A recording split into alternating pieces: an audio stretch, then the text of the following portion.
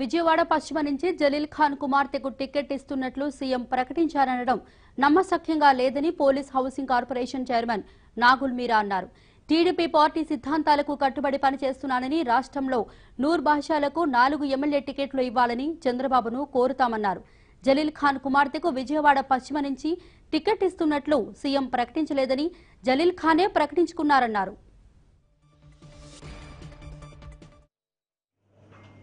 చేరొచ్చు, దాన్ని మేము ఆహ్వానించాం, స్వాగతించాం కూడా.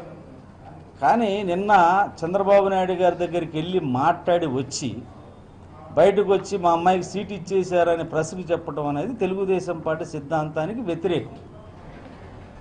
మా పార్టీలో ఎలా ఉంటుందంటే ఏదైనా సీట్లు ఇచ్చే చంద్రబాబు నాయుడు గారు అధికారికంగా ప్రకటించాలి తప్ప ఎవరికాలు సీఎం గారిని కలిసేసి మాకు సీట్లు ఇచ్చేశారని చెప్పుకోవడం అనేది ఇంతవరకు నేనైతే చూడలా.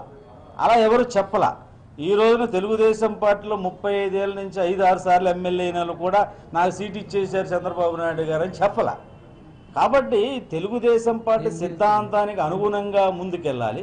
అయితే వాస్తవంగా గుంటూరులో జరిగినటువంటి సభలో లాల్జాన్ బాషా గారు పాల్గొన్నారు, షరీఫ్ గారు పాల్గొన్నారు. టోటల్ రాష్ట్రంలో ఉన్నటువంటి మైనార్టీ లీడర్లందరిని ఆహ్వానించాం. ముఖ్యమంత్రి గారు వచ్చారు, మాజీ మంత్రులు వచ్చారు. అంటే ఆనాడు ప్రతిపక్ష నాయకుడు. ఆ రోజు ఆ సభలో ఖచ్చితంగా రానున్న రోజుల్లో చట్టసభల్లో మేము పెడతామని చెప్పడం, దానికి అనుగుణంగా 4 నెలల ముందు సీట్ నాకు అనౌన్స్ చేయడం కూడా జరిగింది. కాబట్టి మేము డిమాండ్ ఏంటంటే మేము అక్కడ ఇక్కడ అనేది కాదు, ఈ రాష్ట్రంలో నూరు భాషా ముస్లింలకి రాజకీయంగా సముచితమైనటువంటి స్థానం ఉండాలి. ఈరోజు ఒక జిల్లా పరిషత్ ఇచ్చారు, ఒక మేయర్ ఇచ్చారు, ఒక పోలీస్ హౌసింగ్ కార్పొరేషన్ చైర్మన్ ఇచ్చారు, అట్లాగే ఒక ఫెడరేషన్ చైర్మన్ ఇచ్చారు. దానికి ఎప్పుడు మేము రుణపడి ఉంటాం చంద్రబాబు నాయుడు గారికి. అయితే చట్టసభల్లో ఉండాలనేదే ముఖ్యంగా మా వాళ్ళ ప్రధానమైనటువంటి ఆకాంక్ష.